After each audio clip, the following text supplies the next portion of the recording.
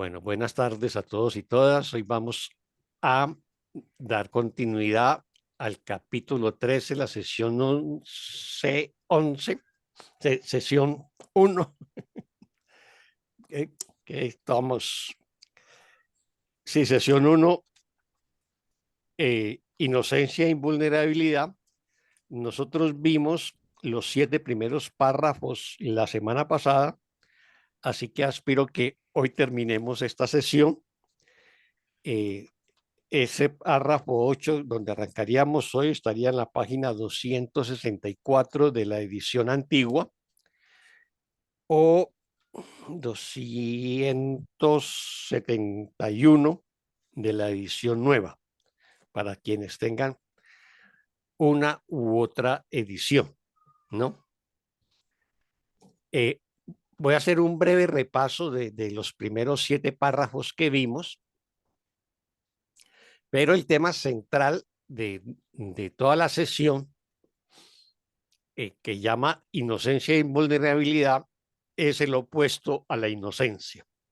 O sea, está centrado en el tema de la culpa.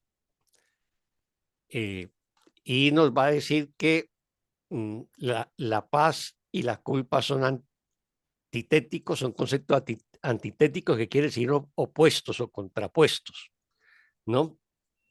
Y que mientras nosotros creemos experimentar culpa, no podremos recordar a nuestro Padre. Y de tal manera que el amor y la culpa no pueden coexistir. O sea, si yo siento culpa, he alejado el amor de mi vida, y solamente cuando perdono la culpa, pues vuelve la luz y el amor a mí, ¿no? Entonces, en cierta manera, no podemos recordar a Dios, ni conectarnos con Dios, ni saber quiénes somos, si nosotros experimentamos culpa. Hay un pasaje del libro del texto que nos dice que quien esté libre de toda culpa no podrá experimentar dolor alguno. O sea, si nosotros experimentamos algún tipo de dolor, quiere decir que detrás subyace una culpa, ¿no? Eh, Luego va a asociar el tema de la culpa con el tiempo. Nosotros tenemos una percepción del tiempo lineal a la manera de una flecha, pasado, presente y futuro, pero el curso nos va a decir que prácticamente nosotros vivimos en el pasado, porque es donde creemos que hemos pecado, desde el pecado original y los que replicamos a lo largo de la historia, y ese pecado lo traemos como culpa al presente. Entonces, como el presente está ocupado por la culpa, pues realmente no vivimos el verdadero presente. Y lo que hacemos es saltarnos el presente del pasado, que es el pasado que conlleva el pecado y la culpa, al futuro, que implica el castigo. Ese es el uso que el ego hace del tiempo, ¿no? Y por lo tanto, pues no experimentamos el verdadero presente. Así que mm, luego nos va a decir, pues, que ese viaje que nosotros emprendimos, que fue el viaje de la separación, es un viaje inútil. Y Dios, a través del Espíritu Santo de Jesús, nos va a llevar a otro viaje, que es el viaje del retorno, que es el viaje de la liberación y la dicha, ¿no? Nos va a decir que esto es metafórico, que el Espíritu Santo se encuentra al final del tiempo donde tú debes de estar, ¿no? Pues realmente el Espíritu Santo no se encuentra en ningún lugar, pero digamos que como nosotros tenemos esa dimensión del tiempo lineal de pasado, presente y futuro, eh, el curso nos habla más bien del final de los tiempos, que es cuando nosotros sanamos completamente y pues disolvemos el tiempo, el ego y todas las creencias del mundo y hasta el mismo mundo. Entonces, obviamente que llegamos a las puertas de la eternidad. Entonces, en ese sentido, nos dice el Espíritu Santo se encuentra al final del tiempo. Y luego nos dice otra cosa que para nuestra mente lineal parece inconcebible, y es que el Espíritu Santo ya ha deshecho todo lo que es indigno del Hijo de Dios. O sea que el Espíritu Santo ya cumplió su función de ayudarnos a sanar, a perdonar y a despertar del sueño de separación, ¿no? Lo que no nos explica nada más, ¿no? Pero pues en otros pasajes el curso nos va a decir de que ya todo ocurrió. O sea, la idea de la separación, el sueño de separación y el despertar del Hijo de Dios, porque el tiempo es una fracción frente a la eternidad. Entonces lo que estamos haciendo es como repasando esta lección, ¿no? Y luego, pues que podremos ver al Cristo o a Jesús en la medida que aprendamos a ver la inocencia del Hijo de Dios, o sea, de todos nuestros hermanos. Mientras nosotros veamos culpabilidad en nuestros hermanos, pues estamos negando al Cristo, estamos negando al Hijo de Dios, o estamos negando al Padre. Y por lo tanto, pues no podremos ver a Jesús, ni al Cristo, ni a Dios, mientras todavía creemos en la culpabilidad y por lo tanto no vemos la inocencia, ¿no? Así que, ¿qué es lo que nos pide para superar este tema de la culpabilidad? Es negar tu mundo, que ese es el mundo de la culpabilidad, del pecado, de la creencia en el tiempo, en la enfermedad, el conflicto, la carencia. Entonces nos dice, niega tu mundo, y negar el mundo es perdonar. O sea, nosotros perdonamos todo aquello que no desea amor, que no sea una creación verdadera de Dios. Entonces, eso es negar tu mundo, perdonar. Y no juzgues al Hijo de Dios. O sea, son dos condiciones. Perdonar todo lo que no sea amor, obviamente toda culpa que haya en mí, o toda creencia de culpa o de culpabilidad que yo vea en mis hermanos, y no volverlos a juzgar, no juzgarlos más, porque cada vez que estoy juzgando a alguien, pues lo estoy condenando, lo estoy considerando culpable. Entonces, porque si yo a la vez que perdono todo tipo de culpa y dejo de juzgar, esa es la condición para yo ver la inocencia, para experimentar la inocencia. Y es cuando yo en ese momento conecto con la mente de Dios, o conecto con el Padre o con el Cristo, ¿no? Y ahí puede aplicarse. Entonces, ahora sí me puedes ver, que al principio de un párrafo dice, no me puedes ver porque crees en la culpa, ¿no? Porque cree que el Hijo de Dios no es inocente. Luego nos va a decir que cuando haya aceptado la expiación, y ahí está, la coloca con mayúscula, te darás cuenta de que no hay culpa en el Hijo de Dios. O sea, cuando yo acepte que la corrección por parte del Espíritu Santo de mi mente, en la creencia de la culpa, el pecado, pues voy a ver la inocencia del Hijo de Dios, y ya no habrá culpa, ¿no? Y no habrá culpa en mí. Y entonces en ese momento voy a poder entender la unicidad, que es la unidad de mi mente con la mente de todos mis hermanos y con Dios. Ese es el concepto de unicidad que maneja el curso de milagros. Bueno, ¿qué más tenemos acá? Pues recordarnos que el Hijo de Dios, o sea, todos nosotros, fuimos creados en el amor y moramos en el amor, y por lo tanto no somos culpables, ¿no? Y la bondad y la misericordia, que son otras características o atributos del amor, nos han acompañado siempre. Mm, pues nunca hemos dejado de extender el amor del Padre, que es la condición del amor, extenderse y extenderse infinitamente. Y ya pues ya el párrafo último que vimos, que fue el séptimo, nos va a decir que los santos compañeros que viajan a mi lado, ¿no? A medida que perciba a todos mis hermanos que yo vea en el camino de mi vida como mis santos compañeros y que viajan a mi lado, y los vea como santos compañeros, o sea, como inocentes. Entonces, en la medida que yo vea como inocente a todos aquellos que caminan conmigo durante esta vida y los vea como santos, entonces me daré cuenta de que realmente no hay ningún viaje que hacer, sino tan solo un despertar de un sueño. O sea, nosotros creemos que estamos haciendo el viaje de retorno y como parte del viaje de retorno, pues estudiamos y practicamos el libro del curso de milagros para trascender la separación y la creencia en la culpa. Pero realmente cuando ya hemos llegado a un nivel de maestría interior y vemos a todos los compañeros de este viaje como santos, como impecables, como inocentes, pues nos vamos a dar cuenta que no hay ningún viaje, simplemente un despertar, el despertar del sueño de la separación, ¿no? Entonces, en ese momento también nos damos cuenta que no hay ningún camino que recorrer ni tiempo en el que hacerlo, o sea, ni hay camino ni tiempo por recorrer, pero eso nos lo daremos cuenta cuando despertemos. Por ahora creemos que estamos en el tiempo y creemos que estamos recorriendo un camino, ¿no?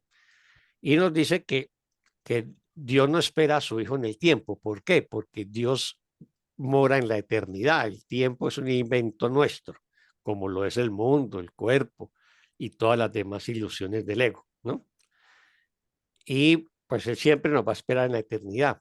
Para ello, ¿qué necesitamos hacer nosotros? Pues perdonar toda culpa, perdonar todo pasado y cuando perdonamos el pasado, también colapsamos el tiempo, o sea, no solamente sanamos el pasado, sino también el futuro entendido como el miedo al castigo, ¿no? O la incertidumbre, y nos situamos en el presente, y el presente, el verdadero presente o el ahora, es nuestra ventana a la eternidad. Así que eso fue básicamente lo que vimos la semana pasada. No sé si queda alguna inquietud, pregunta antes de que arranquemos con el mm, párrafo 8.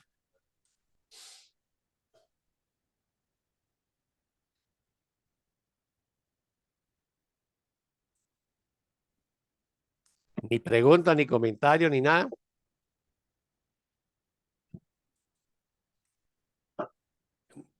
Bueno, entonces vámonos con el párrafo 8. ¿Quién nos colabora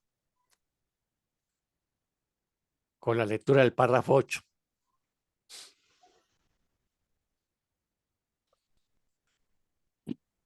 Yo leo, Oscar. Adelante, Cristina. Eres invulnerable porque estás libre de toda culpa.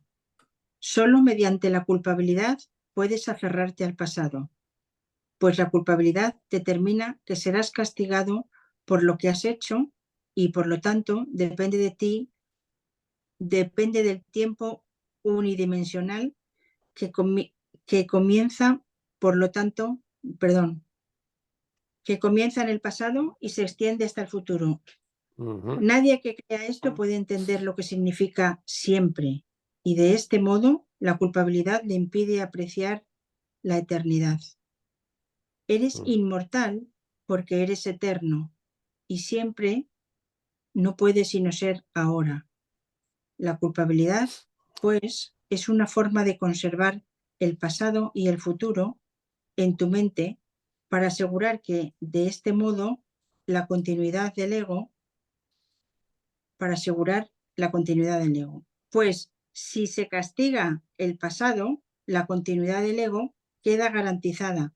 La garantía de tu continuidad, no obstante, emana de Dios, no del ego.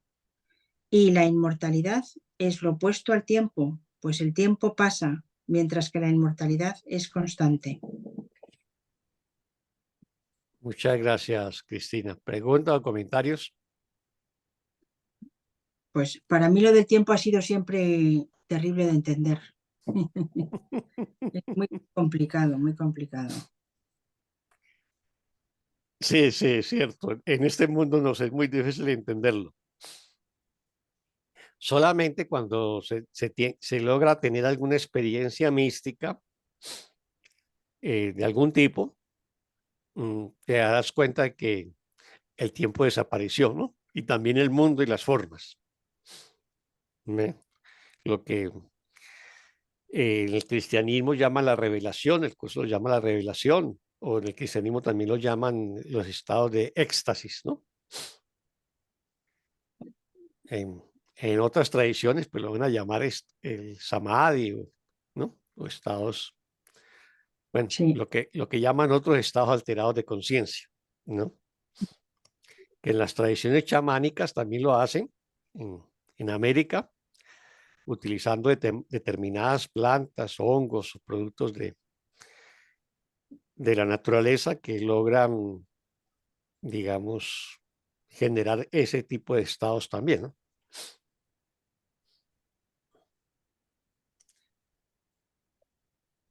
Pero sí, nos cuesta mucho el tiempo. sí. Ah, yo me he comprado un libro que habla del tiempo. No lo he empezado todavía. A ver qué tal. Ujú.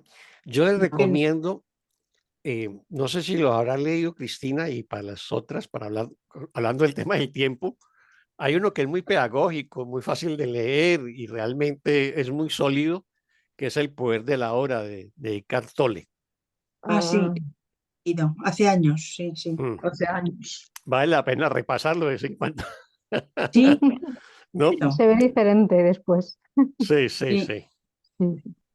Sí, yo creo que ese es un libro que vale la pena volverlo a leer y sobre todo cuando uno ya empezó a leer el curso de milagros, lo va a comprender más a fondo, ¿no? mm, Mm.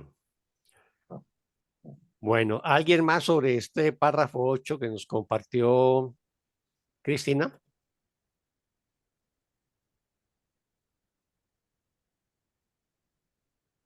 Angie Díaz, bueno, mucha que ya ha participado otros momentos acá. Bienvenida, Angie, nuevamente. Bueno, ¿alguien más sobre este tema del el párrafo 8? ¿Alguna pregunta, comentario, inquietud? Bueno, entonces, si no hay nadie, lo vamos a repasar enseguida. Eres invulnerable porque estás libre de toda culpa. Así empieza el párrafo 8.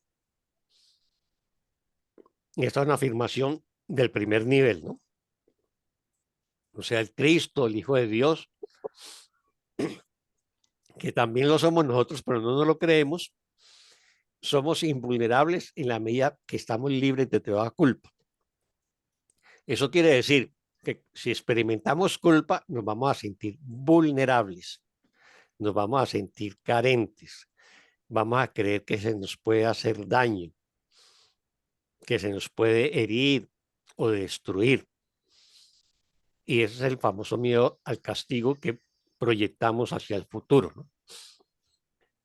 Solo mediante la culpa puedes seguir aferrado al pasado. O sea, ¿qué es lo que nos tiene aferrado al pasado?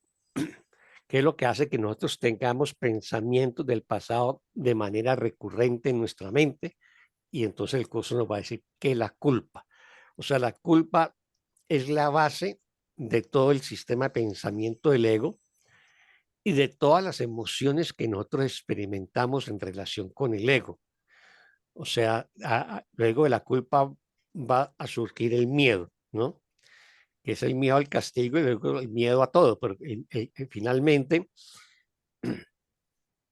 eh, el miedo a cualquier tipo de castigo, el miedo a cualquier tipo de venganza, el miedo a la enfermedad, a la muerte, a lo largo de la historia se ha interpretado como un castigo de Dios, ¿no?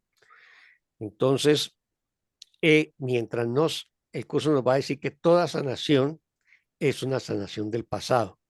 Siempre que estamos perdonando algo, es algo que sucedió en el pasado. En la medida en que nosotros perdonamos y perdonamos, nos vamos liberando del pasado. El pasado va desapareciendo de nuestra mente y nos vamos situando en el presente. Y ya el futuro no tiene la carga que le asignábamos anteriormente, de miedo e incertidumbre, porque en cierta manera lo estamos reconfigurando a través de la sanación de la mente, ¿no? Y finalmente el futuro no existe, es innecesario y lo que existe es el eterno presente. Pero mientras tanto, por lo menos en la medida que perdonamos, el futuro se hace menos angustiante. Luego nos dice, pues la culpa establece que serás castigado por lo que has hecho, ¿no? Ese es el tema que arrastramos, ¿no? Que vamos a ser castigados por aquello que creímos que hicimos, por los pecados que cometimos. El curso recuerde que va a reinterpretar la palabra pecado por error. El pecado implica castigo, el error implica corrección. Entonces, cuando aceptamos la expiación, lo que estamos es corrigiendo el error. Entonces, la culpa establece que serás castigado por lo que has hecho. Por lo tanto, depende del tiempo unidimensional que comienza en el pasado y se extiende hasta el futuro. O sea, lo que tenemos que entender desde la perspectiva del curso de milagros es que cuando generamos la separación del Padre o del paraíso, sentimos que cometimos un error, ¿no? Y a ese error le asignamos la categoría de pecado, de una ofensa al Padre, y que el Padre como tal nos va a castigar por ello. Entonces, como un mecanismo de escape, nos inventamos este mundo, nos inventamos los cuerpos y nos inventamos el tiempo. Y el tiempo no es más que un truco en nuestra mente para evadir el castigo. Ese castigo queda situado en el futuro. Lo que hicimos está en el pasado.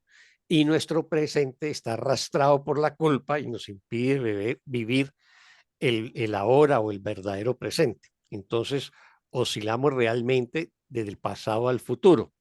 Por eso dice el tiempo unidimensional que comienza en el pasado y se extiende hasta el futuro, pero te das cuenta, o sea, démonos cuenta que no tocamos el presente, ni siquiera lo menciona en este pasaje, en esta oración.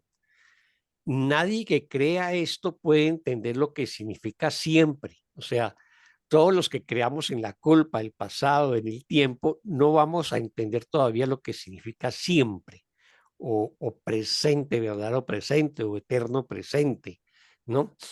Eso no lo vamos a entender. ¿Por qué? Porque estamos cargados de culpa y de miedo.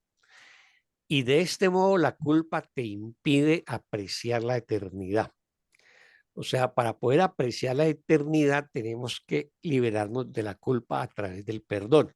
En ese momento la mente nuestra se aquieta y en esa quietud y en ese silencio el tiempo desaparece y nos conectamos con la eternidad. Eres inmortal porque eres eterno. Eso nos lo está recordando Jesús. Esa es nuestra condición. Esta es una afirmación del primer nivel. Eres inmortal porque eres eterno, ¿no? Y en cambio, la afirmación anterior, la culpa le impide apreciar la eternidad, es del segundo nivel, o sea, lo que experimentamos o creemos nosotros experimentar en este mundo. En cambio, la afirmación eres inmortal porque eres eterno es del primer nivel, del nivel metafísico. Esa es nuestra condición en el cielo, o esta es nuestra condición como el Cristo o el perfecto Hijo de Dios, ¿no? Entonces, vamos a ir en qué renglón que me lo salté. Bueno, eres inmortal porque eres eterno y siempre, entre comillas, no puedes sino ser ahora, ¿no? O sea, el ahora, el verdadero ahora, eh, es una ventana a la inmortalidad, pero como les digo, no basta que yo diga que hoy es 22 de mayo a las 4 de la tarde para decir que estoy en el presente, porque simultáneamente con eso estoy recordando pues todos mis conflictos, mis resentimientos, mis carencias, mis miedos, bueno, todo eso que es la culpa que he venido arrastrando y eso nubla el presente. La culpa entonces es una forma de conservar el pasado y el futuro en tu mente para asegurar así la continuidad del ego. O sea, ¿qué es lo que nos está diciendo? Que la culpa es la culpa es la causa por la cual nosotros nos inventamos el tiempo, ¿no?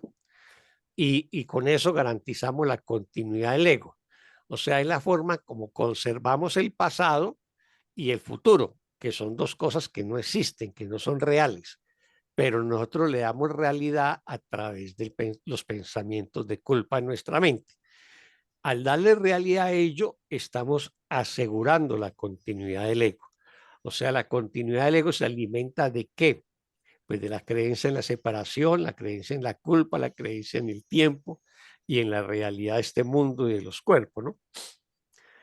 Pues si se castiga el pasado, la continuidad del ego queda garantizada. O sea, si somos castigados, si creemos que Dios nos está castigando con las cosas traumáticas que creemos experimentar en este mundo, lo que estamos garantizando es la continuidad del ego. La garantía de tu continuidad, no obstante, emana de Dios y no del ego. O sea, si en la oración 7 nos está diciendo que la continuidad del ego está garantizada por la creencia en el pasado, en el castigo y en la culpa, que es una afirmación del segundo nivel, ya en la oración 8 nos va a recordar una afirmación del primer nivel, y es que nuestra continuidad, no obstante, emana de Dios y no del ego, y nuestra continuidad es la eternidad. Y la inmortalidad es lo opuesto al tiempo, y nosotros somos inmortales, no somos hijos del tiempo, somos hijos de la eternidad. Pero creemos que somos hijos del tiempo y creemos en la enfermedad y en la muerte. Obviamente también la culpa y el castigo. Entonces, la inmortalidad es lo opuesto al tiempo, pues el tiempo pasa, mientras la inmortalidad es constante. O sea, la característica del tiempo es que parece transcurrir, pasa. Y la inmortalidad es una constante que nunca termina. Y esa es nuestra condición como espíritus, como el Cristo, como el Hijo de Dios. ¿Nos queda claro este párrafo? ¿Hay una pregunta, comentario, alguna inquietud? ¿O logré Yo confundirlos recuerdo, más? Oscar, hay una lección que dice: mi mente está absorbida por pensamientos del pasado. Es una de las primeras, ¿no? Y bueno, cuando yo me pongo a reflexionar, así a meditar y quiero comprender, me ayuda mucho esa lección, porque me doy cuenta que cuando esto que tú llamas que nosotros llamamos el presente, no es más que una permanente recreación del pasado. Lo recreo todo el tiempo. Y yo creo que vivo en el presente, pero en realidad vivo en el pasado. Lo traigo permanentemente al presente, lo traigo al presente todo el tiempo. Y es en el presente, este aparente presente, donde juzgo que en el pasado hice algo mal. Si no hubiera pasado, no habría culpa. Por eso el perdón que hace, perdona el pasado, para eliminar la culpa. Entonces, es muy interesante lo que tú dices de volver a leer, la voy a volver a leer El poder de la hora, porque ahí hay una clave, y la hora no es el presente, tal como lo Por lo menos vivimos nosotros. el presente desde el punto de vista del horario y del día. Exactamente, como este de pasado, presente y futuro lineal, ¿no? El ahora es la temporalidad, el no tiempo. Ahí no hay culpa. Sí. Vivir en el presente es estar consciente de cada cosa que yo haga a cada momento. Eso me hizo acordar de un pasaje de 8 diciendo que entre los ejercicios que él hacía era hacer conciencia de cada pisada que daba cuando estaba caminando. O sea, que levantó un pie y que descargó el otro pie, y sentir que descargó el pie y que levantó el otro. ¿Ves? Esas están haciendo conciencia de cada cosa que está haciendo, y ahí es un presente consciente, ¿no? Y nosotros vivimos un presente en automático, y el automático es todas las culpas que arrastramos.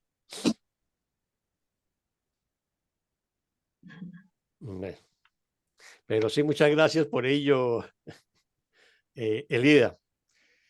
Hay que resaltar mucho eso. El hecho de que nosotros estemos que aparentemente somos conscientes de que hoy es miércoles y que es tal hora y tal día, eso no quiere decir que vivamos el presente, ¿no? Sino ese es un presente horario, pero no es la conciencia del presente, ¿no? La conciencia de ser. Sí, Leti, gracias. Adelante. Buenas. ¿Puedo hacer una pregunta, Oscar? Sí, adelante, Leti. Sí, gracias. Sí, Lo único que existe es el momento presente. Entonces, ¿cómo sería, si somos mente, cómo sería para que nuestra mente esté siempre en el presente? El curso siempre nos va a decir dos cosas que aparecieron en este párrafo Ajá, o en el anterior, ya no me acuerdo, y es negar tu mundo, creo que fue en el párrafo anterior, el párrafo 7 de repaso, que yo hice el repaso, que dice, niega tu mundo y no juzgues al Hijo de Dios. O sea, son dos cosas. Negar es perdonar, ¿no? Yo niego lo que no es real en mí, y ese es el perdón del curso. O sea, para yo perdonar, me sitúo desde el amor o desde la verdad o desde Dios o desde el Espíritu. Y niego lo que no sea verdad o lo que no sea amoroso. Eso es el perdón, ¿no? Y renuncio a juzgar. Y eso es lo que más nos cuesta, ¿no? sí, Porque lo hacemos en automático. Pero cuando nos situamos en el presente, que sería tal vez la otra cosa que el curso nos va a pedir que nos situemos en el presente, yo comienzo a hacer conciencia de lo que digo, de lo que hago y de lo que pienso. Entonces, si estoy en el ahora, en el presente, en ese momento soy consciente de qué estoy pensando o qué le dije a un hermano o a una hermana. Y puedo mirar si lo que dije fue amoroso o no amoroso. Y si no fue amoroso, lo perdono. Entonces ahí estoy situado en el presente. Cuando nosotros eh, salimos del presente y juzgamos, es porque necesariamente echamos mano de las creencias pasadas que arrastramos en forma de culpa, de miedo y ataque y juzgamos a ese hermano o a esa hermana. ¿Ves? O sea, cuando juzgamos, estamos echando mano del pasado, ¿no? Estamos dándole, digamos, revalidando el sistema pensamiento del ego. O sea, los juicios no salen de la nada. Nosotros creemos, ¿no? Que salen de la nada porque lo hacemos en automático. Entonces, vamos a decir cualquier cosa, incluso el comentario de que qué mal vestida va Julanita o qué tan grosero y mala gente es Sutanito, bueno, qué sé yo, pero eso como que lo podemos decir en tertulia y nos sale en automático, pero no, eso tiene un bagaje que arrastramos de nuestro pasado y no nos detenemos a observar por qué hacemos esos juicios. Perdonar implica examinar esos juicios, reconocer que no son amorosos, reconocer que me impiden ver la santidad de mi hermano, reconocer que esos juicios me impiden conectarme con el amor y con Dios. Eso es estar situado en el verdadero presente. Entonces, para contestar su pregunta, habrían tres elementos centrales en el curso. Perdonar todo lo que no sea amoroso, no juzgar eh, a ningún hermano por ninguna circunstancia y situarme en el presente, ¿no? Entonces, situarme en el presente es ser consciente de qué pensamientos transcurren en mi mente, de qué palabras emito, de qué es lo que estoy haciendo en cada momento, ¿no? Ese es estar en el presente, que también nos cuesta porque la mente tiende a divagar y el curso nos dice que somos muy dados a divagar y que no permitamos divagar, sino que siempre nos permanezcamos alerta a favor de Dios y su reino, que quiere decir mantén la mente siempre a favor del amor. Y cada vez que se te presente un pensamiento no amoroso, entonces como estás alerta, lo identificas y lo perdonas. Eso es lo que quiere decir esa frase del curso que dice mantente alerta siempre a favor de Dios y su reino, que es mantente en el presente, mantente consciente de estar en el ahora, en el verdadero presente. Y eso serían esos tres elementos muy fáciles. Ya con eso está hecho el curso de milagros, ¿no? Ah. Podemos dar por terminado nuestras clases hoy. Y siempre. Muchas gracias, Oscar. Esa Sí, es la diferencia me entre quedó el más claro. conocimiento intelectual del curso y la práctica. Así es.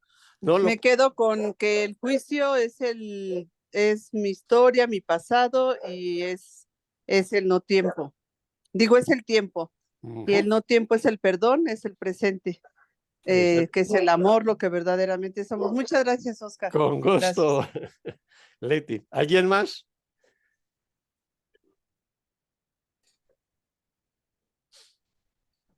¿Alguien más tiene alguna inquietud sobre este párrafo? Pues parece que nadie más. Entonces vámonos al párrafo 9, vimos el 8, ¿no? Entonces, ¿quién nos colabora con la lectura del párrafo 9?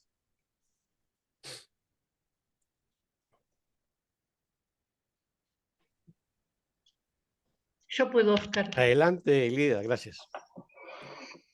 Aceptar la expiación te enseña lo que es la inmortalidad. Pues al aceptar que estás libre de culpa, te das cuenta de que el pasado nunca existió.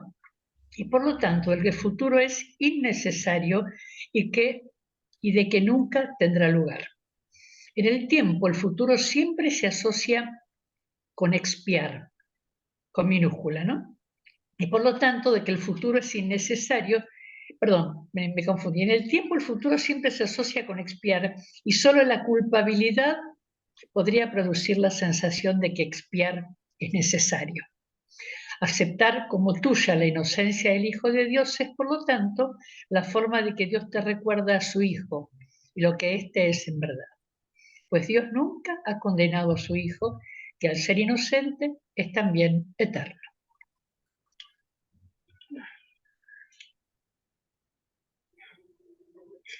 Muchas gracias, Lida. Preguntas y comentarios sobre este párrafo 9. Hay un detalle que está tres veces escrita expiación, una con mayúscula y dos con minúscula, y que tú siempre haces esa salvedad de lo que es la expiación con mayúscula, que es la expiación sin sacrificio, y la expiación con minúscula, que es con sacrificio, con dolor.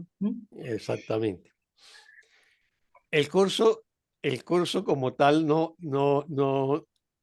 hace como una explicación detallada, sino que como el curso, en cierta manera, es holográfica, va soltando su discurso y los estudiantes como que nos toca empezar a diferenciar las cosas, ¿no?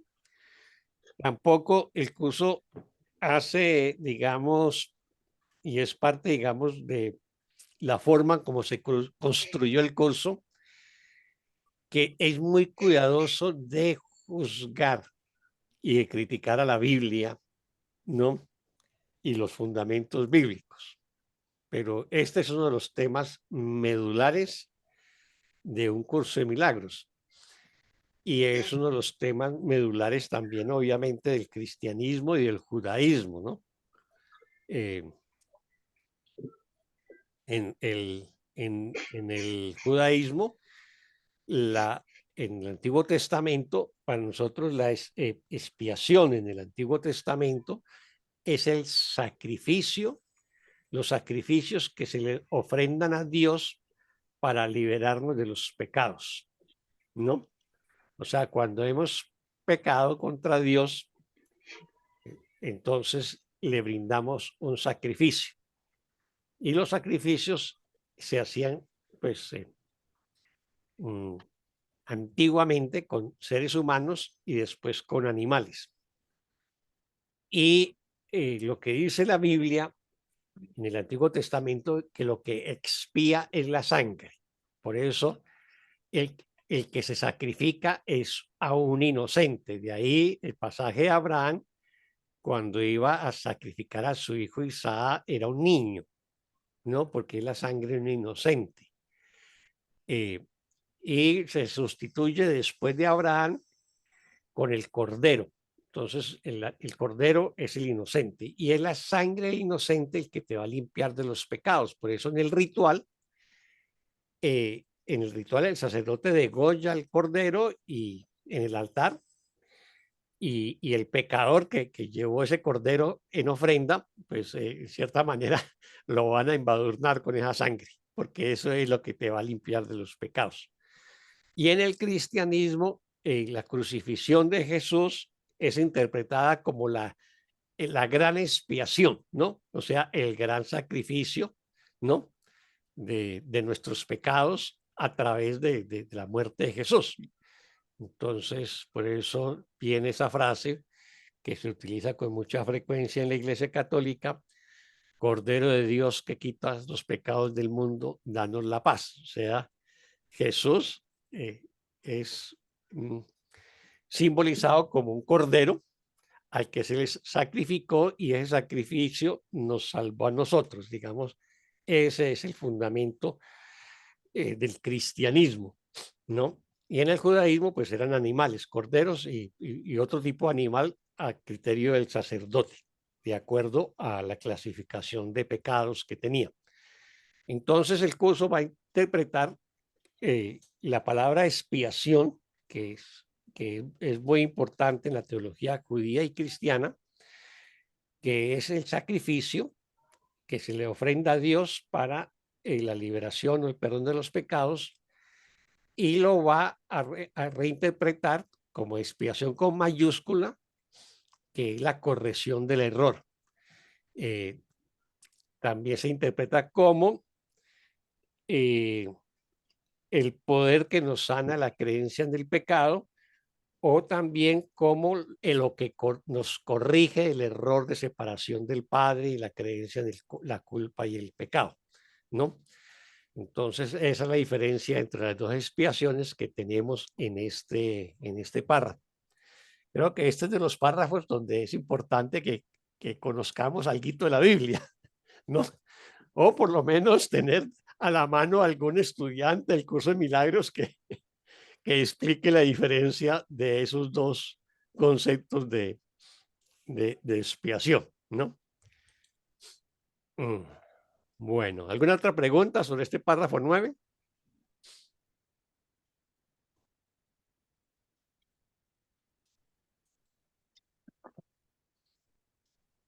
¿Ninguna? Bueno, entonces repasémoslo. Aceptar la expiación, y estás con mayúscula, te enseña que es lo que es la inmortalidad. O sea, si yo acepto la corrección de mis errores de percepción, en la culpa, en el miedo, en la ofensa, en el pecado, o sea, permito que el Espíritu Santo me ayude a sanar, entonces voy a aprender que soy inmortal, ¿no? Que soy hijo de la eternidad y no del tiempo, ¿no? Entonces, aceptar la expiación te enseña lo que es la inmortalidad. Pues al aceptar que estás libre de culpa, te das cuenta de que el pasado nunca existió, que es otra manera de decir que si yo perdono todos mis pensamientos de culpa, me voy pues a deshacer el pasado, no solamente la culpa, y por lo tanto el deshacer el pasado. Y deshacer el pasado es lo que me permite estar en el ahora, en el presente. Y por lo tanto, de que el futuro es innecesario y de que nunca tendrá lugar. ¿Por qué? Porque nosotros cuando estamos desde el ego, lo que hacemos es hacer un salto de garrocha desde el pasado al futuro, saltándonos el presente, ¿no? Eso es lo que hacemos. Entonces nos sentimos culpables y creemos que en el futuro nos van a castigar, nos van a condenar, ¿no? Pero cuando nosotros perdonamos, lo que hacemos es colapsar el tiempo. ¿Qué es colapsar el tiempo? Pues disolver el pasado y el futuro. ¿Y con qué me quedo? En el presente, que es lo único real. En el tiempo, el futuro siempre se asocia con expiar, y ahí es con mayúscula. Eso quiere decir, leído de otra manera, en el tiempo, el futuro se asocia con el castigo y los sacrificios para liberarme de la culpa y el pecado, ¿sí? Eso es ya leído de otra manera más inteligible, ¿no? Entonces, en el tiempo, el futuro siempre se asocia con expiar, que es sacrificar, que es hacer ofrendas y sacrificios, y solo la culpa podría producir la sensación de que expiar es necesario, ¿no? Entonces, solamente los pensamientos de culpa me hace creer que yo le tengo que ofrendar sacrificios a Dios para que Él me perdone. Y por eso considero que expiar con minúscula es necesario. O sea, ¿qué diferencia al curso de la Biblia? O sea, ¿en qué coinciden? En que una separación, ¿sí? ¿Cómo resolver el lío de la separación? Entonces en el Antiguo Testamento te van a decir a través de la expiación, o sea, a través del sacrificio y las ofrendas, ¿sí? Y el curso nos va a decir que no es necesario expiar, o sea, no es necesario sacrificar a nadie, sino perdonar, corregir el error de percepción. Prácticamente eso también diferencia al Jesús histórico y al Jesús bíblico del Antiguo Testamento, porque recordemos que lo que diferenciaba a Jesús de todo el Antiguo Testamento y la jerarquía judía de la época era que hablaba del perdón, ¿no? De la sanación a través del perdón, el amor y la paz, ¿sí? Él no hablaba de expiar. Cuando él curaba a alguien, no le decía vaya y haga una expiación, vaya y haga un sacrificio y mate un cordero y todas esas cosas, no. Él simplemente lo sanaba y le decía arrepiéntete de tus pecados, ¿no? O sea, perdónalos.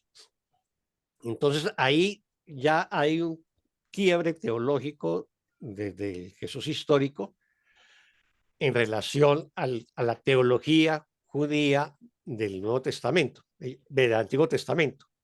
Ellos no lo llaman el Antiguo Testamento, lo llaman el Tanaj, ¿no? Los judíos.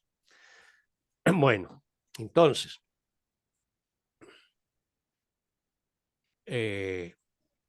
aceptar como tuya la inocencia del Hijo de Dios es, por lo tanto, la forma en que Dios te recuerda a su Hijo y lo que éste es en verdad. Entonces, aceptar como tuya la inocencia del Hijo de Dios es lo mismo que aparece en la oración 1 de este párrafo, aceptar la expiación, con mayúscula. O sea, aceptar la corrección del error de percepción que yo tengo del Hijo de Dios como culpable y como merecedor de castigo. Y entonces ver la inocencia del Hijo de Dios es la forma en que Dios nos recuerda a su Hijo, al Cristo, y lo que éste en verdad es, ¿sí? Pues Dios nunca ha condenado a su Hijo, y eso es lo que nosotros creemos.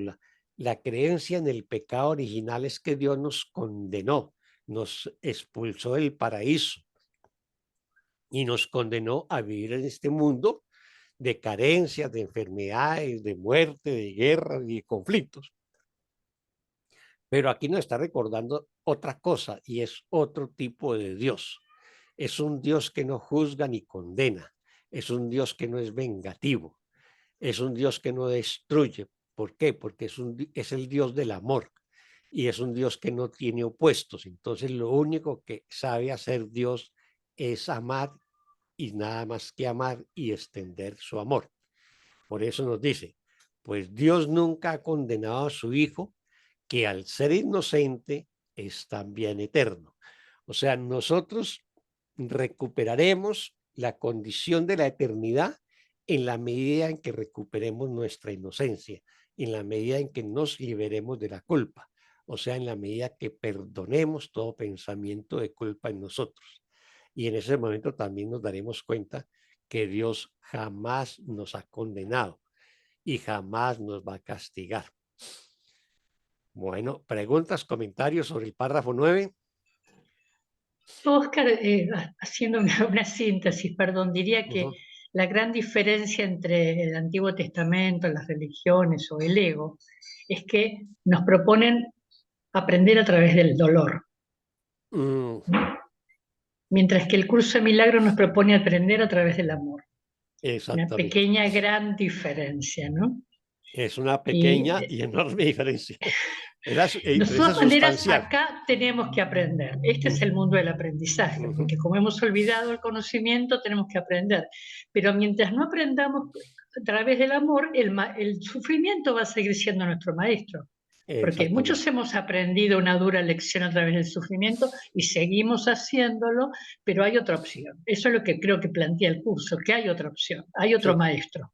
Hay otra manera, como decían en los orígenes del curso, ¿no? Exacto, hay otra manera. Entonces, y esa manera es el amor y el perdón. Y esa es nuestra elección. Ahí es donde podemos elegir, solamente.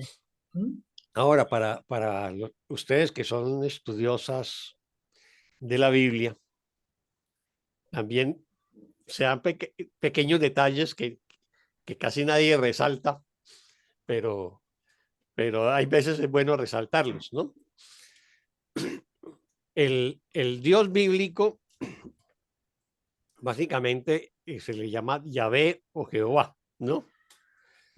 Pero de los dos, el más duro, el más, digamos, violento, era Yahvé, ¿no?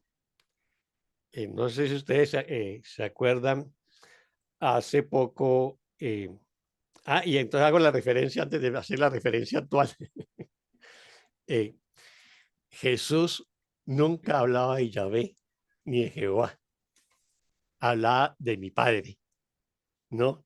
O sea, había un distanciamiento del Jesús histórico bíblico frente a ese Dios bíblico asociado digamos, a las guerras, a la venganza, a la destrucción y a la muerte, ¿no? Entonces, si se dan cuenta, en el Nuevo Testamento, Jesús habla de mi Padre, ¿no? O de nuestro Padre, pero no hace una referencia, y eso es una cosa que parece sutil, ¿no? O sutil, como se pronuncie, pero que es profunda. Hago una referencia ahora sí actual.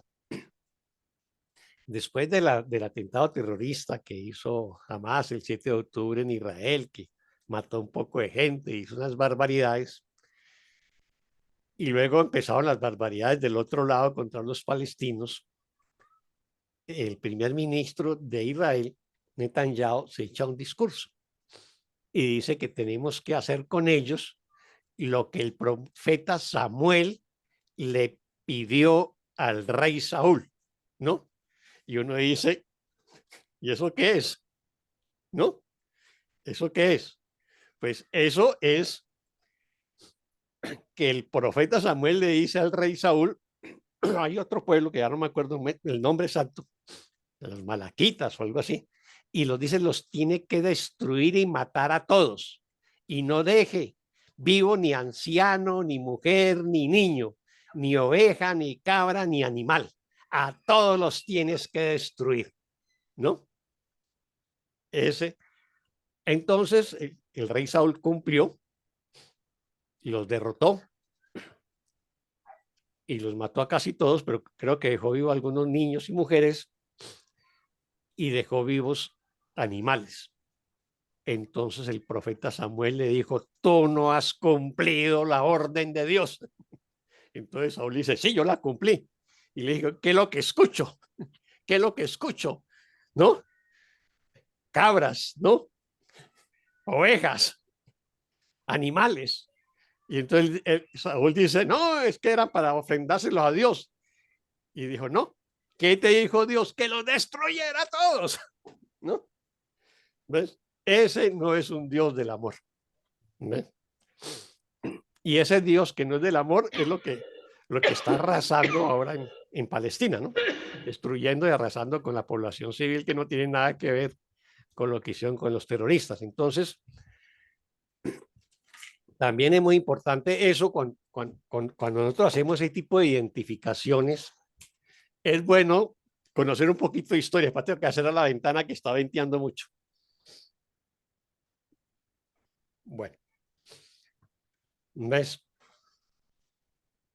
Ese es el tema. Entonces, hay cosas muy sutiles en ese quiebre que hay entre lo que ha sido la tradición judía y lo que significó Jesús. Y que fue también muy sutil, ¿ves? O sea, no solamente son cambios de palabras o de interpretación de qué es la expiación, sino lo que significa, digamos, la simbología del Dios en el Antiguo Testamento a lo que representa el Dios en el Nuevo Testamento. No es otro tipo de Dios, ¿ves? O sea, ya es un Dios del amor, del perdón y la paz, que es lo que rescata el curso de milagros. ¿Ves? Bueno, ¿pregunta o comentario sobre eso?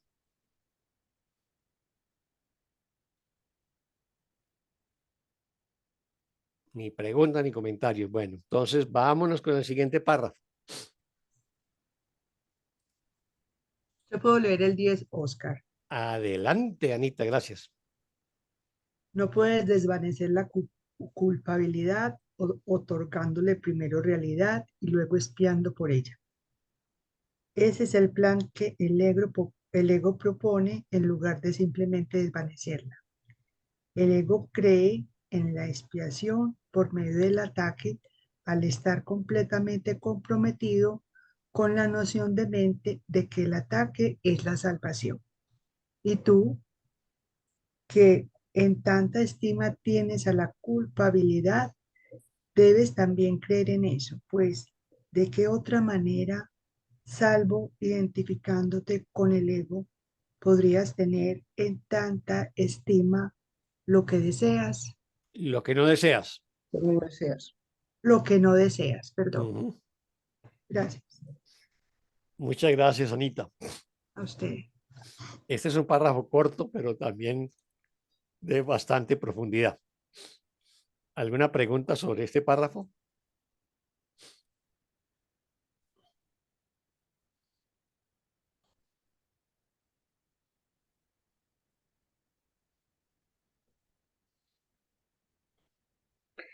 Oscar,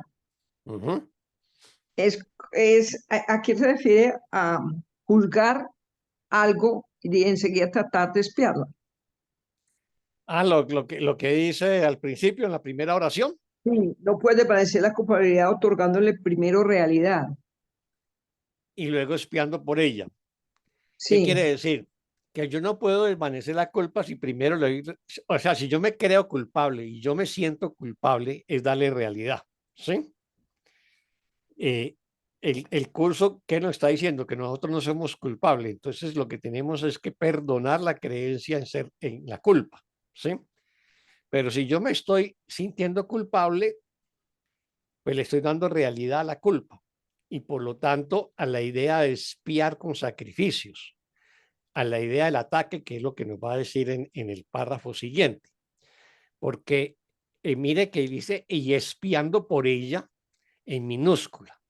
Entonces yo le doy, o sea, ¿qué nos está diciendo? Mucho de otras maneras, ya mirado desde el punto de vista bíblico. Si yo me siento pecador, si me voy para el tercer libro de la Biblia o el tercer libro de la Torá, que es el de Levítico, donde está todo el tema de la expiación. Si yo me siento culpable, entonces voy a hacer un sacrificio. Y con eso le estoy dando realidad a la creencia en que soy pecador y culpable y en la creencia que sacrificando a un inocente me voy a salvar. ¿Ves? Entonces, realmente si hago eso, me está diciendo, si usted hace eso, no vas a desvanecer la culpa. O sea, la culpa va a seguir en ti. ¿Por qué? Porque primero le di realidad. Y segundo, decidí atacar, ¿no?, a un inocente bajo la creencia que el inocente pagaba los pecados por mí. Y entonces hacer eso no va a desvanecer la culpa. O sea, si lo miramos desde el punto de vista bíblico, lo que nos está diciendo es lo que hacía el pueblo judío con los sacrificios de animales para salvarse de los pecados, eso no iba a resolver el tema de la culpa, no iba a resolver el tema de la separación, ¿no? no iba a recuperar tu inocencia y tu impecabilidad para volver a Dios. Mirado ya desde esa perspectiva. Y también en el día de hoy, si yo creo que soy pecador y que soy culpable y que creo que si le hago, es muy común en nuestra tradición actual, que si yo le hago una promesa a Dios y que, por ejemplo, en los que conocen Bogotá y Monserrate, que hay un cerro encima de Bogotá y encima del cerro hay una iglesia y bueno, pues mucha gente hace promesas de que se va caminando de rodillas, va de rodillas a subir el cerro.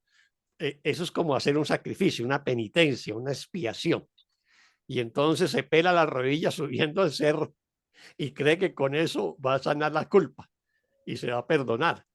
Entonces se hace mucho de ese tipo de promesas. Entonces voy a un lugar sagrado o lo que sea, creyendo de que con eso me voy a sanar. Pero realmente no. Simplemente me estoy mortificando, me estoy martirizando, pero sigo conservando la creencia de que soy culpable y pecador. Y eso no me va a sanar. Lo único que me va a sanar es el perdón entendido como deshacerme de la creencia del pecado, en la culpa, ¿no? Merecedor del castigo. Entonces abandono esas ideas falsas que tengo de mí y reconozco mi verdadero ser como el inocente Hijo de Dios. Y en la medida en que reconozca eso, pues también dejo de condenar, juzgar y atacar a mis hermanos. ¿Te queda claro ya, Marta Luz? Es que te quiero preguntar una cosa concreta que oí a un maestro, una maestra. Por Ajá. ejemplo, si tú hiciste algo, cualquier cosa, y dices, ay, yo haciendo el curso de milagros y llevo tanto tiempo y yo diciendo eso, y ella dice que en ese caso no se puede perdonar. Entonces, ¿qué se tiene que hacer en ese caso?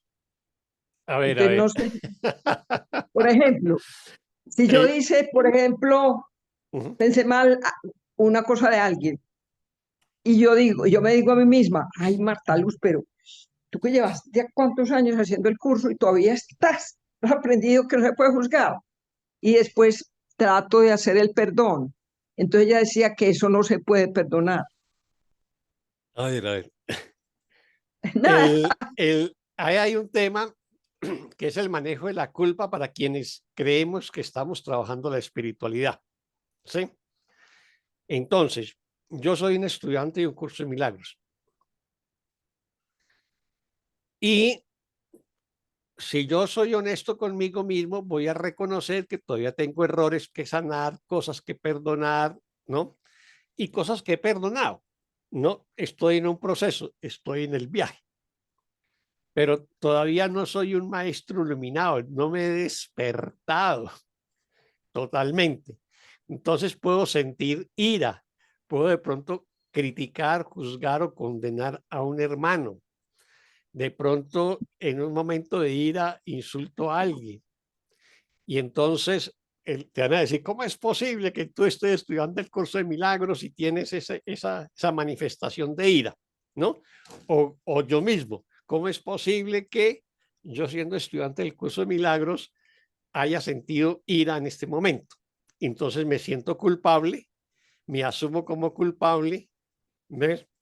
Y hago real el error, hago real la culpa, ¿ves? El curso no te está diciendo que no sientas ira, porque el curso te está recordando incluso en las lecciones 100 o 200, todavía te está diciendo que todavía no comprendemos lo que es el verdadero perdón, que todavía no comprendemos lo que es el verdadero amor. O sea, el curso sabe que estamos en un proceso, ¿sí? Entonces no nos dice que no sintamos ira, porque esa sería una actitud falsa.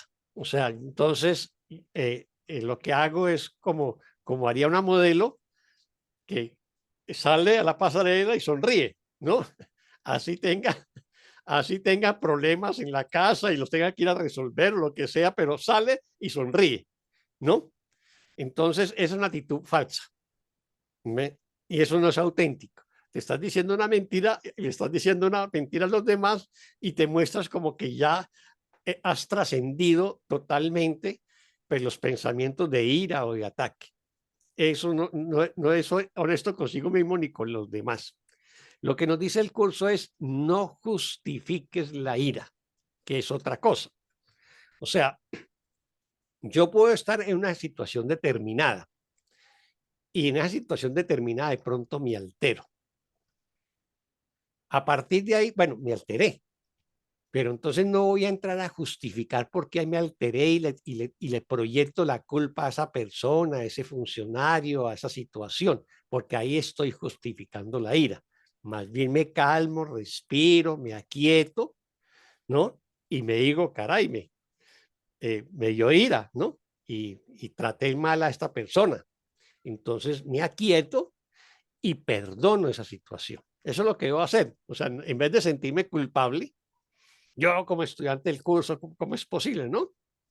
Reconozco que sentí ira o enfado o lo que sea, ¿no? Me aquieto y lo perdono. Eso sería lo que tenemos que hacer, ¿no? Evidentemente que llegará que en la medida que vamos trabajando con el curso, ya las cosas que nos alteraban en la vida cotidiana ya no nos alteran, ¿no? Pero sí que se pueden presentar otras situaciones que pueden ser más excepcionales que nos van a alterar. Eso va a depender pues del nivel del trabajo interior de cada cual. O sea, eso no hay una regla para medirnos a todos. Cada uno tiene su nivel de compromiso en el trabajo de la sanación y el perdón. Entonces, habrán otros que frente a una misma situación ya no se alteran y hay otros que vamos a sentir una molestia y hay otros que se van a alterar mucho. ¿Sí? Los dos últimos, pues tienen que perdonarlo, ya tanto el que se alteró mucho como el que sintió una pequeña molestia. Pero ese es parte del trabajo, estamos en un proceso. Como nos dice en el párrafo que estudiamos hace rato, estamos en el viaje todavía, queremos estar en el viaje, o sea, en el aprendizaje. Así que si hacemos alguna cosa que no corresponde con los postulados del curso de milagro y terminamos juzgando o atacando a un hermano o una hermana, no nos sintamos culpables por ello, simplemente lo reconocemos, somos honestos, lo reconocemos eh, y, y lo perdonamos, eso es lo que hacemos. Ahí en el grupo presencial, vuelvo a traer esa historia, se planteó que alguien había visto pues cómo maltrataban a un mendigo, un hombre, y lo estaba golpeando y pues la persona que comentó eso pues se sintió muy afectada y entonces otro dijo que no, que había que verlo con neutralidad, que es lo que el curso nos pide, pero nos cuesta, ¿no? Y otra preguntó, bueno, pero si eso hubiera sido contra un hijo o una hija de ustedes, ¿también lo verían con neutralidad? ¿No? O sea, la pregunta es válida. Y yo les dije, lo más seguro es que de pronto saco el machete. ¿Ves? O sea, no me voy a poner a decir, no, yo me quedo ahí viendo diciendo que eso es, no es real, de pronto no, ¿no? De pronto lo que diga no es honesto, no es transparente todavía con mi nivel de conciencia, digamos, de mi trabajo de perdón. Entonces es mejor decir, bueno, quizás si sucede eso y veo que están golpeando a mi hija, de pronto cojo un palo, ¿no? Es muy posible, ¿no? Es posible que más adelante ni si no coja el palo, pero por ahora es muy posible. Entonces, cada cual va a tener su propio nivel de autoevaluación, qué tanto hemos evolucionado en el trabajo de sanación y perdón. Y eso nos lo tenemos que medir honestamente. Y eso el curso de milagros nos lo va a plantear y lo plantea en las características del maestro de Dios. Y va a hablar de la honestidad y de la integridad. Y la honestidad es no decirnos mentiras a nosotros mismos, ni decirles mentiras a los demás, simplemente reconocer en qué estadio del proceso de sanación nos encontramos. Y eso es más sanador. Es más sanador porque si yo reconozco que todavía me faltan cosas por perdonar, pues las perdono, sigo trabajando el perdón. En cambio, decirme mentiras me va a impedir perdonar. No sé si Gracias, Oscar. le quedó claro, Marta Luz. Gracias, Oscar. Un gusto.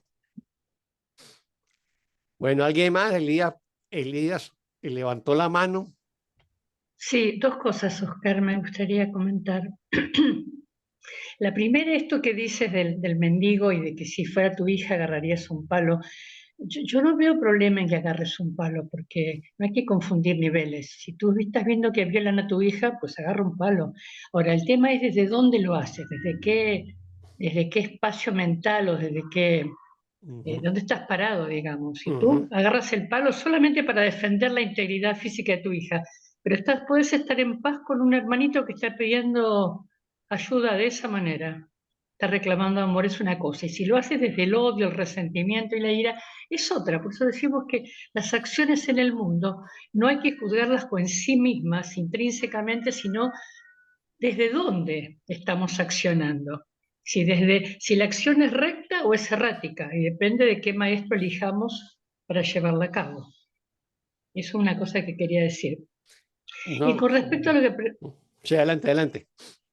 Con respecto a lo que planteaba Marta Luz, me gustaría verlo desde la mirada de la ley de causa y efecto, que es una ley de la cual el curso habla permanentemente, y todos estamos imbuidos en esto de causa y efecto, ¿no? La culpa es un sentimiento, por lo tanto es efecto, no es causa, ¿no? Entonces, si es un efecto y nosotros queremos expiar con minúscula, matando al efecto o o haciendo desaparecer una conducta, no lo vamos a lograr jamás. Sabemos que lo que hay que mirar es la causa. Entonces, siempre que hay culpa, hay una percepción errónea del Hijo de Dios, o sea, hay un juicio. El juicio es un pensamiento erróneo, porque estoy juzgando que el Hijo de Dios no es el Hijo de Dios, sino que es un cuerpo que cometió errores, que merece castigo, etcétera, etcétera. O sea, estoy juzgando la integridad del Hijo de Dios, estoy juzgando la inocencia del Hijo de Dios, la impecabilidad del Hijo de Dios. Por eso me voy a sentir culpable. Entonces, si yo me doy cuenta de que siento culpa acá, por lo que sea, porque acá va a tomar cualquier forma, no importa, yo puedo elegir de nuevo yendo a la causa. Por eso la psicoterapia es una herramienta extraordinaria. Voy a la causa, descubro cuál fue el pensamiento causal de la culpa, libero el pensamiento y la culpa se libera. No importa si la culpa la proyecté sobre mí mismo o sobre un hermanito, a quién declaré culpable. Eso siempre es lo mismo, siempre estoy declarando culpable al Hijo de Dios finalmente. Entonces, primero hay que ver la causa de la culpa. Y la causa de la culpa es variable, porque ya digo, yo que hago psicoterapias todo el tiempo, observo cómo los pensamientos causales de la culpa son muy variables, pero siempre tienen un hilo conductor, un juicio, que cuestiona la inocencia del Hijo de Dios. Y eso hay que reconocerlo, aceptarlo y liberárselo. Podemos querer hacerlo o no, porque por ahí nos gusta más seguir declarando culpable al hermanito. Dios no va a bajar a la tierra y vas a decir está mal. Pero si tú te quieres liberar realmente de la culpa, hay que descubrir la causa y estar dispuesto a soltar esa idea errónea de un hijo de Dios. Para mí esa es la manera correcta de liberarse de la culpa. Cambie fuera, como decimos. Muchas gracias, Elida. Totalmente de acuerdo con los dos temas que abordaste, sí, totalmente de acuerdo. Nosotros reaccionamos frente a las cosas del mundo, ¿no? Y ese es un tema también que ha surgido en las preguntas de los estudiantes de un curso de milagros, que si me están golpeando, me están robando o atracando o me van a violar, entonces, ¿qué hago, no? Entonces, Kene Wani dice, acude al sentido común, ¿no? Acude al sentido común, o sea, pues, hazte a un lado, corre, huye, bueno, y si necesario, defiéndete, ¿ve? Pero ¿desde dónde lo hago? O sea, yo puedo tener una reacción defensiva, pero no cargada de odio, ¿no? Y buscar luego destruir y acabar con el otro. Simplemente ya sorteé el peligro o la amenaza y punto, ¿no? No me voy detrás del otro hasta acabarlo y destruirlo totalmente, ¿ves? Porque entonces Claro, con ya lo que saña estoy sería. alimentando es el odio, la venganza, bueno, otro tipo de emociones que son del ego y me estoy dejando arrastrar por el ego en ese momento. Entonces, eso es importante. Y lo mismo lo que acabas de decir, o sea, el tema de la culpa, que es el tema central que estamos estudiando en esta sesión, es eso. O sea, finalmente nosotros culpamos a otro o nos culpamos a nosotros mismos. Y esa es la causa de la enfermedad y la causa de todos los conflictos que tenemos. Así que la idea es que reconozcamos la perfecta inocencia del Hijo de Dios. Y eso nos cuesta mientras juzgamos. Mientras juzgamos y condenamos, ¿por qué? Porque todavía la culpa impregna nuestra conciencia. Y mientras no nos liberemos de la culpa, pues estaremos juzgando. En la medida que perdonamos y perdonamos, vamos a juzgar menos, ¿no? No quiere decir que pasado mañana yo ya no voy a juzgar nada. Simplemente juzgamos menos. Entonces vemos con neutralidad muchas cosas que acontecen en este mundo y de pronto vamos a seguir juzgando otras. Lo importante, el tema no es que nos culpemos porque todavía juzgamos cosas o situaciones. El tema es no las justifiquemos. Hagámonos conscientes de ellas y las perdonamos. Eso es lo que el curso nos invita. ¿Ves? ¿Alguien más sobre este tema?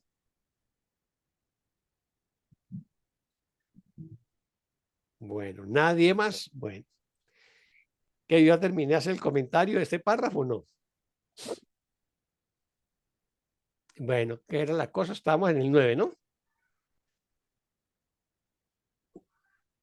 Ah, no, el 10. No puedes En el desvanecer la 10. culpa otorgándole primero realidad, espiando por ella. Estábamos en la primera oración. Ese es el plan del ego, ¿no? El plan que el ego propone en lugar de simplemente desvanecerla, ¿no? Entonces, eso ya lo explicamos con la pregunta que nos hizo Marta Luz, ¿no? El ego cree en la expiación por medio del ataque al estar completamente comprometida con la noción de mente de que el ataque es la salvación, que es lo que hemos explicado. O sea, la expiación con minúscula, la expiación del Antiguo Testamento, que era el sacrificio, es un ataque, ya sea que tú hagas sacrificios humanos como lo hacían muchos pueblos antiguos o sacrificios con animales, también es un ataque contra otro ser, contra el animal, y creer que atacándolo voy a liberarme de la culpa, ¿no? Y realmente el ataque no es la salvación. Eso es lo que me lleva también a atacar a mis hermanos, ¿no? No solamente a los animales. Entonces, esa es la creencia del ego, pero no es lo que el Espíritu Santo o Jesús nos quieren enseñar en el curso. Nos enseña precisamente lo contrario, y es que lo hacemos a través del perdón, ¿no? Luego nos dice, ¿y tú que en tanta estima tienes la culpa? O sea, la tenemos muy interiorizada. Debes también creer eso, o sea, que el ataque es la salvación. Pues, ¿de qué otra manera, salvo identificándote con el ego, podrías tener en tanta estima lo que no deseas? Lo que no deseo es lo que yo hago con el ego, ¿no? Por eso dice lo que no deseas, porque en el fondo soy un ser de amor y entonces no deseo atacar ni pensar que con el ataque me voy a salvar. Pero como tengo en tanta estima la culpa, o sea, creo tanto en la culpa, pues sigo identificándome con el ego y con la idea de que el ataque es la salvación. Bueno, ahí quedó repasado ese párrafo 10. Entonces, si no hay preguntas, nos vamos para el 11. ¿Quién nos colabora con el párrafo 11?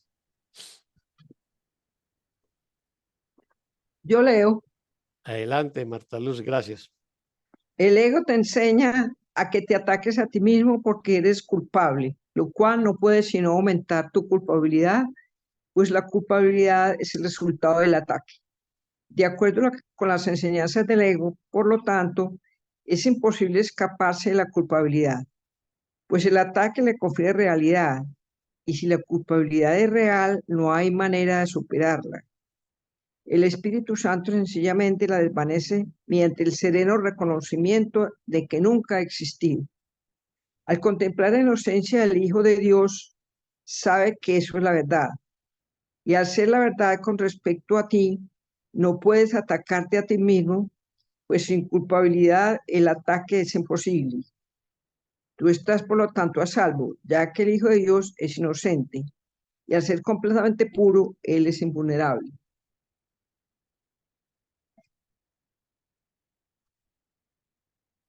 Muchas gracias, Marta Luz. ¿Preguntas o comentarios? Oscar, Adelante. esta parte de aquí como que no contesta, me da la impresión de que contesta esta primera frase del capítulo 10, del párrafo 10. No puede desparecer la culpabilidad otorgándole primero realidad y luego espiando por Exactamente. ella. Sí, la explica. ¿Sí? Ah, Sí, sí, tiene razón, la explica. Muchas gracias, Marta Luz. ¿Preguntas o comentarios? con gusto.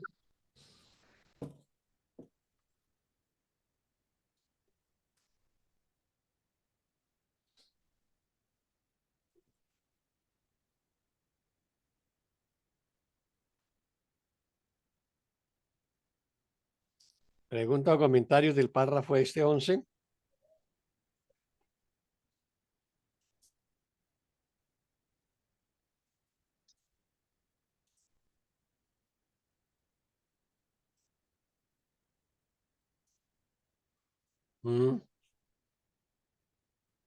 ¿Nadie? Yo diría que, bueno, acá lo dice en realidad, ¿no? Que el propósito del ego, de acuerdo al plan del ego, las enseñanzas del ego, es imposible escaparse de la culpa, porque el propósito del ego es que le demos realidad a las ilusiones, o sea, hagamos que las ilusiones sean reales, por lo tanto, si es real, si hay pecado, eso no tiene arreglo. Como dice, estaríamos condenados eternamente al infierno, pero eso no es así. Entonces, simplemente lo que tenemos que hacer es no darle crédito al plan del ego. Exactamente.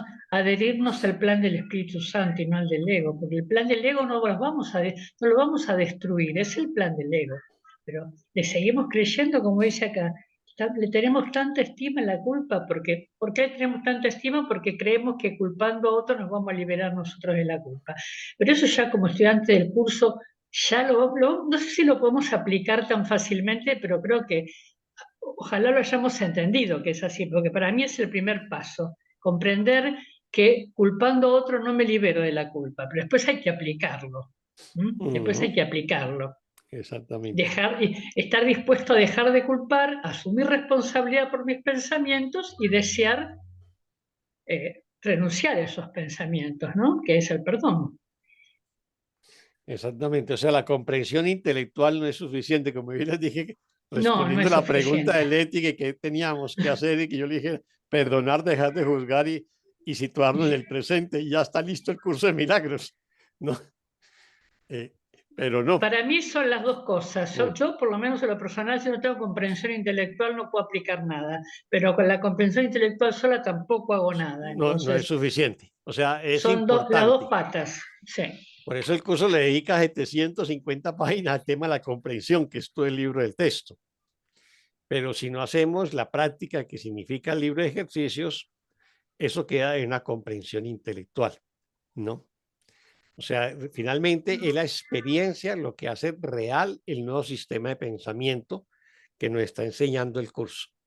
Si no hay esa práctica, si no hay esa experiencia, pues se queda como un conocimiento intelectual y no sería lo suficientemente útil, ¿no? Eso hay que acompañarlo de la práctica del perdón. Bueno, preguntas o comentarios sobre este párrafo.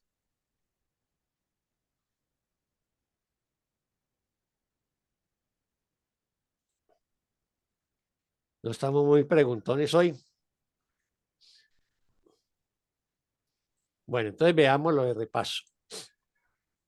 El ego te enseña que te ataques a ti mismo porque eres culpable. O sea, la enseñanza del ego es que nosotros somos pecadores, somos culpables y por lo tanto, pues nos condenamos a nosotros mismos, ¿no? Y esa condena es un ataque. O sea, finalmente la enfermedad no es más que una condena que emitimos contra nosotros mismos, ¿no? Por eso hay una lección que dice que la enfermedad es un ataque contra la verdad. O sea, ¿cuál verdad? La verdad de que somos el perfecto Hijo de Dios, el Cristo. ¿Y cómo atacamos la verdad? Pues considerándonos culpables y pecadores, ¿no? Entonces el ego te enseña que te ataques a ti mismo porque eres culpable, lo cual no puede sino aumentar tu culpa. O sea, nosotros vivimos en una espiral de culpas, nos sentimos culpables por una cosa, luego por otra, ¿no? Y lo que hacemos es alimentar la culpa. Siempre que nos situemos desde el ego, estamos alimentando múltiples culpas. Pues la culpa es el resultado del ataque. O sea, siempre que creemos que atacamos a alguien o nos atacamos a nosotros mismos, eso es producto de la culpa, ¿no? Y se vuelve una espiral. Nos sentimos culpables y nos atacamos y atacamos y nos sentimos culpables por el ataque. De acuerdo con las enseñanzas del ego, entonces es imposible escaparse de la culpa. ¿Por qué? Porque se vuelve una espiral, ¿no? Entonces atacamos para librarnos de la culpa y luego nos sentimos culpables por el ataque que hicimos. Cuando señalamos a un hermano, a una hermana que lo condenamos, lo acusamos, ¿no? Pues lo atacamos. Pues el ataque le confiere realidad, o sea, el ataque le confiere realidad. ¿Y a qué le confiere realidad entre comillas? A la culpa. Pues el ataque le confiere realidad.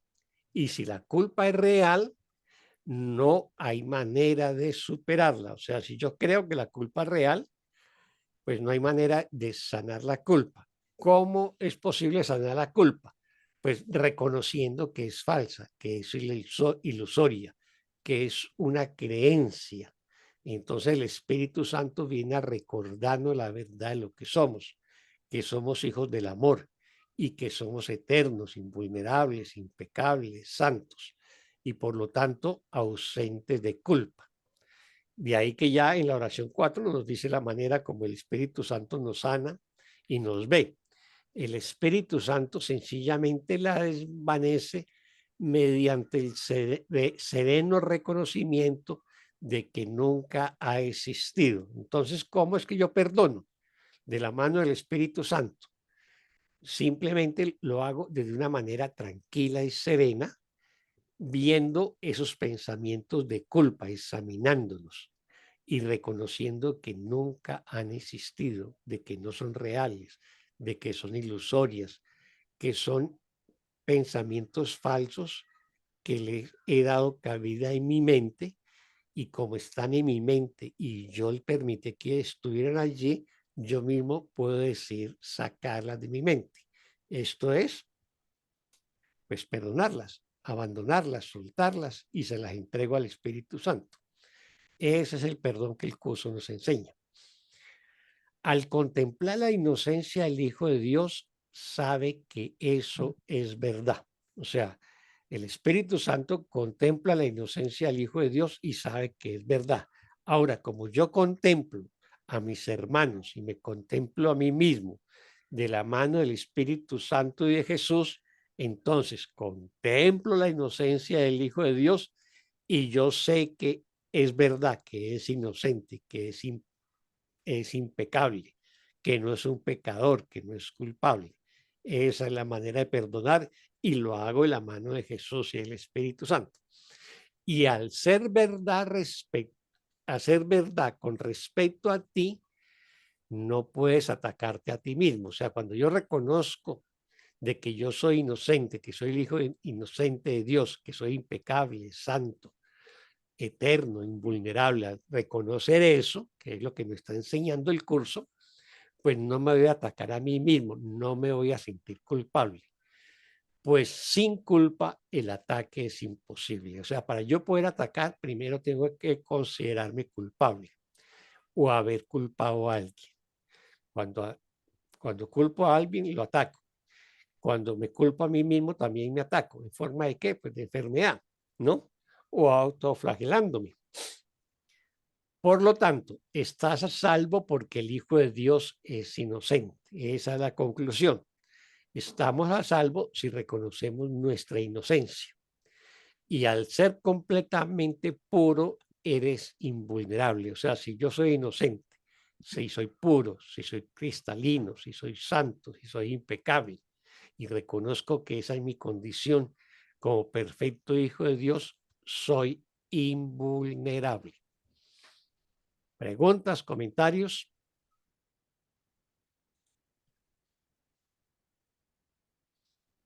Ni preguntas, ni comentarios.